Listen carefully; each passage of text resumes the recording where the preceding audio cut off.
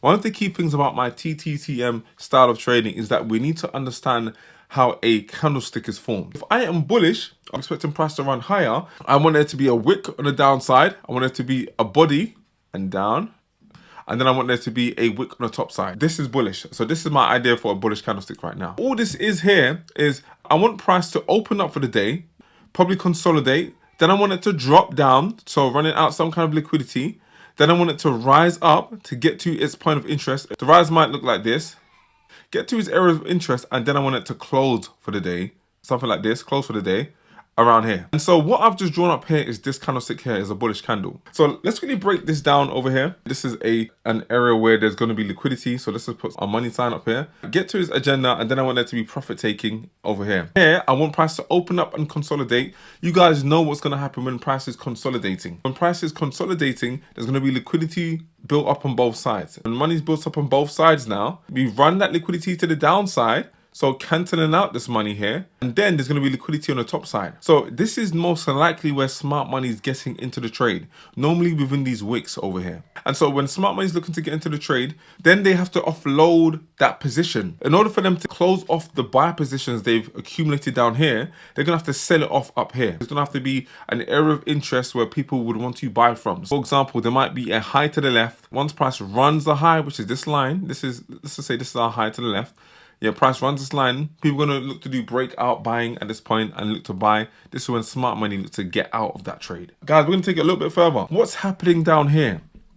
What are retail traders taught? Retail traders are taught this. When price is at a key zone, so let's just say this is an area of support and resistance to retail traders. When price runs beneath a key zone, does a break and retest, then they look to jump in from about here and take it to maybe a 1 to 3R trade. Let's just say this is a 1 to 3R trade. What's really happening is this. Whilst they are waiting for some kind of breakout and they're looking to jump in the trade nearabouts here and sell it off now like that, what tends to happen? Price will run against them, stop them out. So in other words, these sellers here, who they'll most likely put their stop loss above consolidation, they'll get stopped out, and then price will continue to run higher to actually get to its agenda. Retail traders are taught this. Yeah, they're taught this. When price is dropping, that's when you look for the sell. What I used to do is whenever I tried to do this, it didn't work all the time, but when it did work, I would hold on to my trade for a longer move, and oftentimes, look, price will just come back and take me out. Or come back and take me out, because the agenda was never for this to run lower. It was just a manipulation to run the money down here to then take it higher. What's happening down here when price is when it dips beneath this consolidation? When it dips beneath, people are going to jump into sells. They want to see price drop. In order for people to jump into sells, there must be somebody on the other part of that trade buying.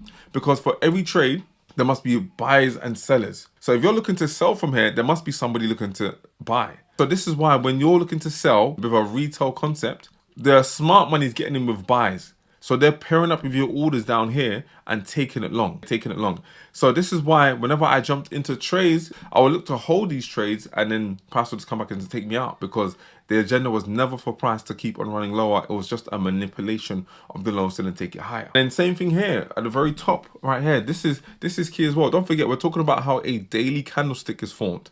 And it can be a weekly candlestick. It can be whatever candlestick. On all time frames, opens up, then dips if it's going to be bullish, and then rises. And there'll be times when there's no dip, but you still get the rise as well. I want you guys to understand one more thing about this before we move on.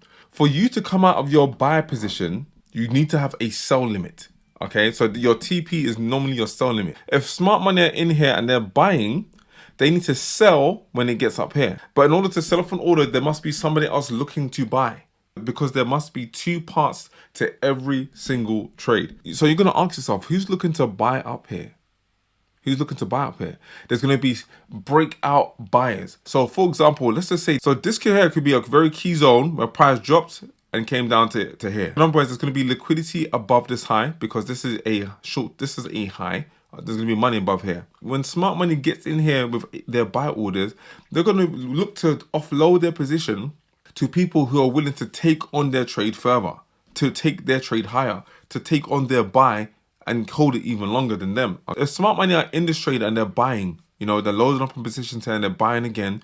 And it gets to this area here where there's liquidity. There's going to be some traders who do breakout buying and they're going to look for some kind of retest. Once it gets here, price is going to break above. This is the running of liquidity. There's going to be people looking to do breakout buying. So they're going to wait for the retest and then they're going to jump in with a trade. Once it breaks above this, this might be their signal to buy further. Price might run at high just a little bit and then close for the day like this. When smart money got up here and there was a break-in retest action going on here, people looking to jump in with buys. This enables smart money to come out of their trade because they're going to be looking to sell at that point, sell off those buy orders they took from down here. And so this is how they get out the trade. There must be two sides to every single trade. This is how their TP works. Now I've explained to you the core fundamentals of a bullish candle. Now I'm going to go ahead and show you what I want on a sell side. So this is for a sell candle now. I know we're on a black board, so everything's black and white, but the last one we had it shaded in. This one's not shaded in. So we've opened up here, we've gone higher, and then we dropped. We've got that body action. So price is dropping. We get to our agenda, profit taking takes place, and price closes up here. What this looks like again. So price will open up with some kind of consolidation. Then we want it to run the highs, manipulate the highs, and then we want to see it drop.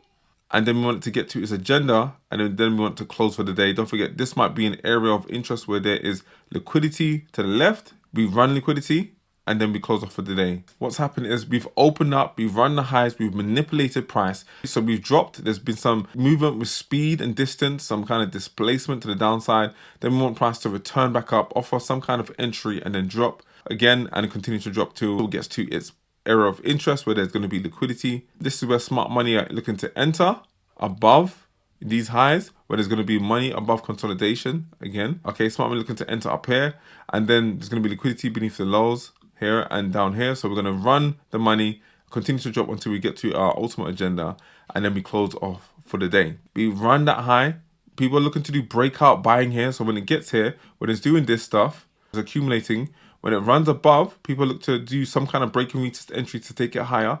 This is where, like I said, I will flop things back in the day as well. I'll be looking to hold it for long, not knowing that this was just manipulation, to then run these lows again, run the money to the downside.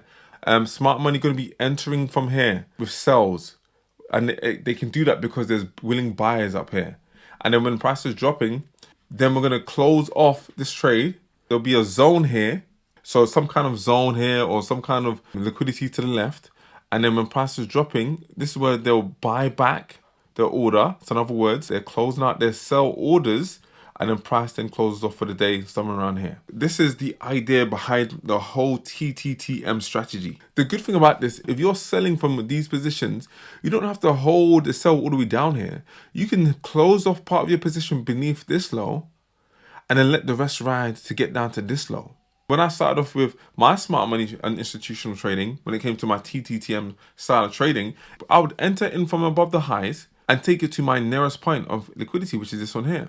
They're not large moves. They're about 20 to 30 pip moves. But because I entered in at a point where there'll be minimal drawdown, that's why I was able to capitalize on these moves and make a lot more money. So I'm on EURUSD right now, and I'm going to be running you guys through what the candlesticks look like on the daily time frame. When it comes to a buy candle, this is what we're looking at. We're looking at price opening up for the day. So we're starting off right down here with this candlestick right here. Opening up for the day, like it did. Dropping just a little bit. Just a little bit. That's that manipulation. Then we get to our agenda for the day, and then we close off this low, but still a bullish candle. Okay, then the next day opens up. What do? We drop just a little bit again.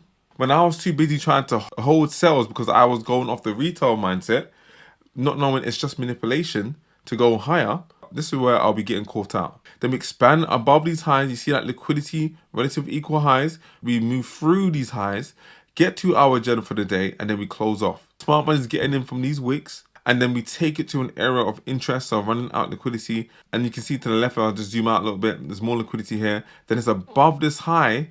This is where smart money is looking to exit their trade. When people are looking to do breakout buying, this is when smart money is looking to exit their trades.